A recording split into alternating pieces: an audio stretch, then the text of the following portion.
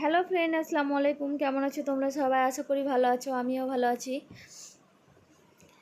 আমি আজকে ইলিশ মাছের ঝোল রান্না করব, সেই জন্য আমি রেসিপিটা তোমাদের সঙ্গে শেয়ার করছি। রেসিপিটা ভালো লাগলে অবশ্যই একটা লাইক করে দিও, এবং আমার চ্যানেলে তোমরা যদি নতুন হয়ে থাকো আমার চ্যানেলটা সাবস্ক্রাইব করে বেল আইকনটা ক্লিক করে দিও, এবং আমার পুরো ভিডিওটা দেখার অনুরোধ রইল। এবং খুব সহজভাবে কিভাবে তোমরা মাছটা রান্না করবে সেই রেসিপিটা আমার এই ভিডিওটা দেখলে খুবই সহজভাবে তোমরা বুঝে যাবে। তার জন্য আমি মাছ নিয়ে নিয়েছি, মাছগুলোকে কেটে ধুয়ে পরিষ্কার করে নিয়েছি। এবার আমি লবণ হলুদ দিয়ে মাছগুলোকে ভালোভাবে হাত দিয়ে মাখিয়ে নেব। ইলিশ মাছ তো সবভাবে করা যায়, যে কোনোভাবে রান্না করা যায়, কিন্তু খুব সিম্পলভাবে রান্না করলে ইলিশ মাছের রান্নার স্বাদটা খুবই ভালো হয়, এবং এটা বাটা মশলায় করলে আরও বেশি স্বাদ হয়। এবার আমি হাত দিয়ে মাছগুলোকে ভালোভাবে ম্যারিনেশনটা এইভাবে করে নিচ্ছি। তোমাদের কার কার ইলিশ মাছ রান্না পছন্দ এবং ইলিশ মাছ কার সবচাইতে খুবই ভালো লাগে তোমরা অবশ্যই আমাকে কমেন্টে জানাবে। আর আমার রান্নাগুলো তোমাদের কেমন লাগছে সেটাও তোমরা অবশ্যই জানাবে। আর কে কোথা থেকে দেখছো তোমরা অবশ্যই আমাকে কমেন্ট করে জানাবে। মাছগুলোকে আমি ম্যারিনেশন করে আমি 10 মিনিটের জন্য রেখে দেব। তোমাদের হাতে সময় থাকলে তোমরা অবশ্যই 15 থেকে 20 মিনিট রেখে দেবে, তাহলে আরও ভালো হবে। আর যদি সময় কম থাকে তাহলে অন্তত 10 মিনিটও তোমরা রেখে দেবে মাছগুলো, তাহলে লবণ হলুদটা ভেতরে ঢুকে যাবে এবং খেতে খুবই স্বাদ লাগবে। এবার আমি কিছু মশলা কেটে নিব। তার জন্য আমি দুটো পেঁয়াজ নিয়ে নিয়েছি, পেঁয়াজ দুটোকে ভালোভাবে কেটে ধুয়ে পরিষ্কার করে নিয়েছি, এবং দুটো রসুন নিয়ে নিয়েছি, খোয়াগুলোকে আমি বার করে ধুয়ে নিয়েছি, এবং কয়েকটা কাঁচা লঙ্কা নিয়ে নিয়েছি। এবার এগুলোকে একটা মিক্সি নিয়ে নিয়েছি, মিক্সির মধ্যে এগুলো সবগুলোকে আমি দিয়ে দিলাম।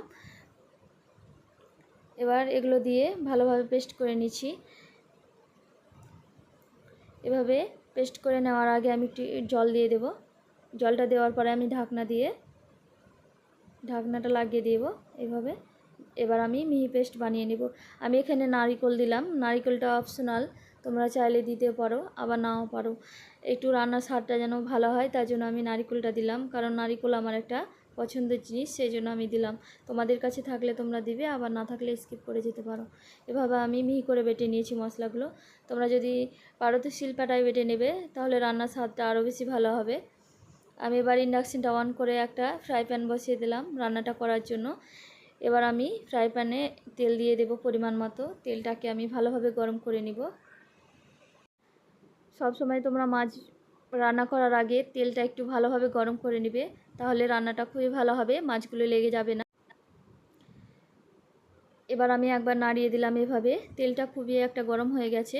এবার আমি মিক্সির মধ্যে সে বেটে রাখা মশলাগুলো তেলের মধ্যে দিয়ে এভাবে ভালোভাবে আমি নাড়িয়ে মিক্স করে দেব। তেল এবং মশলা একসঙ্গে আমি মিক্স করে দেব। সবগুলো মশলা আমি দিয়ে দিলাম। এবার ভালোভাবে নাড়াচাড়া করে এগুলোকে মিক্স করে নিচ্ছি,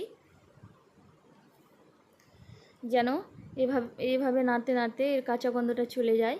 কাঁচা গন্ধটা চলে গেলে আমি এখানে কিছু মশলা অ্যাড করব। তার আগে আমি ভালোভাবে এটাকে কষিয়ে নেব হালকাভাবে।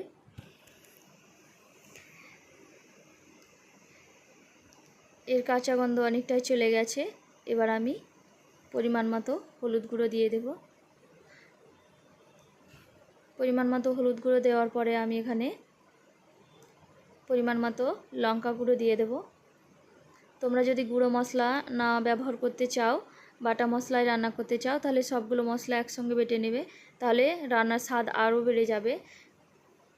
এবার আমি ভাজা জিরে গুঁড়ো দিয়ে দিব 1/2 চা চামচ পরিমাণ মতো। এবার সবগুলো মশলাকে আমি ভালোভাবে মিক্স করে নেব। একটু জল দিয়ে আমি মশলাটা কষিয়ে নেব, তাহলে মশলাটা ভালোভাবে কষিয়ে নিলে রান্নার স্বাদটা বেশি ভালো হয়। এভাবে মশলাগুলোকে আমি শুকনো মশলা এবং পেস্ট মশলা একসঙ্গে মিক্স করে নিলাম। দিয়ে একটু কষিয়ে নেওয়ার পরে আমি লবণ দিয়ে দিলাম 1/2 চামচ পরিমাণ মতো। আমি ম্যারিনেশনটা করার সময় আমি মাছে লবণ দিয়েছি, তার জন্য আমি একটু কম করে দিলাম। তোমাদের পছন্দ অনুযায়ী তোমরা কমিয়ে বাড়িয়ে দিয়ে নিতে পারো, কোনো সমস্যা নাই। এবার ঢাকনা দিয়ে মশলাগুলোকে একটু ভালোভাবে কষিয়ে নিব। এই যে মশলাটা আমার কষানো হয়ে গেছে, মশলার গা থেকে তেল ছেড়ে এসেছে। এবার আমি মাছগুলো একটা একটা করে মশলার মধ্যে বসিয়ে দেব এইভাবে।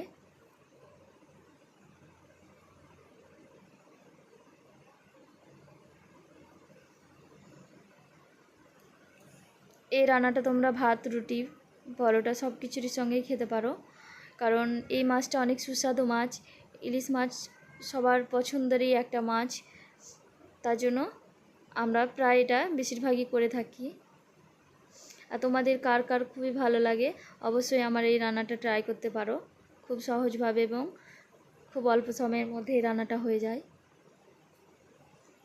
মাছগুলো দেওয়ার পরে আমি এভাবে আবারও 1-1.5 মিনিট পরে আমি এভাবে উল্টে দিলাম, যেন মশলাগুলো মাছের মধ্যে ঢুকে যায়। আমি একটু এভাবে একটু ঝাঁকিয়ে দিলাম। এভাবে একটু ঘুরিয়ে ঘুরিয়ে যদি মাছটা কষানো হয় তাহলে মাছের স্বাদটা ভালো হয়, মাছটা খেতেও ভালো লাগে, মাছটা ভেঙেও যায় না।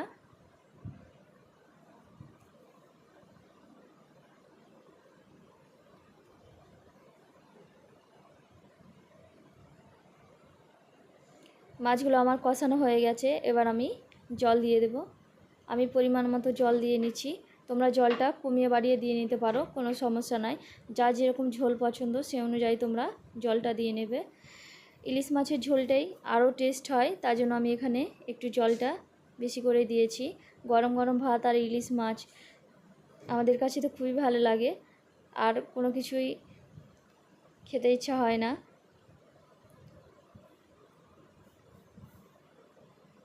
এবার আমি ঢাকনা দিয়ে কিছুক্ষণ রান্না করব। তার জন্য আমি একটু ধনেপাতা নিয়ে নিয়েছি, অল্প একটু পরিমাণে। এবার ধনেপাতাটাকে আমি কেটে নিচ্ছি, অল্প একটু আমি দিব যেন এর ফ্লেভারটা শুধু হালকাভাবে আসে, সেই জন্য আমি ধনেপাতাটা এইভাবে ধুয়ে নিয়েছি। এবার আমি কেটে এইভাবে কুচি কুচি করে কেটে নিলাম। যে কোনো মাছ রান্নায় ধনেপাতা একটু দিলে মাছের টেস্টটা খুবই ভালো হয়। তার জন্য আমি এই যে মাছ রান্নাটা আমার অনেকটাই হয়ে গেছে, এবার আমি ধনেপাতাটা দিয়ে দেব। মাছগুলোকে একটু উল্টে দিলাম ধনেপাতা দেওয়ার আগে।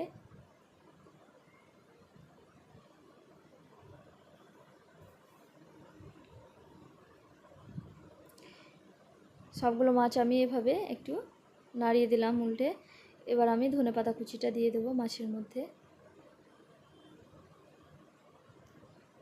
আমি মাছ অল্পভাবে রান্না করছি, তার জন্য ধনেপাতাটাও সামান্য অল্প পরিমাণে আমি নিয়েছি। এবার ঢাকনা দিয়ে কিছুক্ষণ রান্না করে নেব। ঢাকনা দিয়ে কিছুক্ষণ রান্না করার পরে যে মাছের গা থেকে তেল ছেড়ে এসছে, রান্নাটা আমার হয়ে গেল। এবার আমি ইন্ডাকশানটা অফ করে নামিয়ে নেব।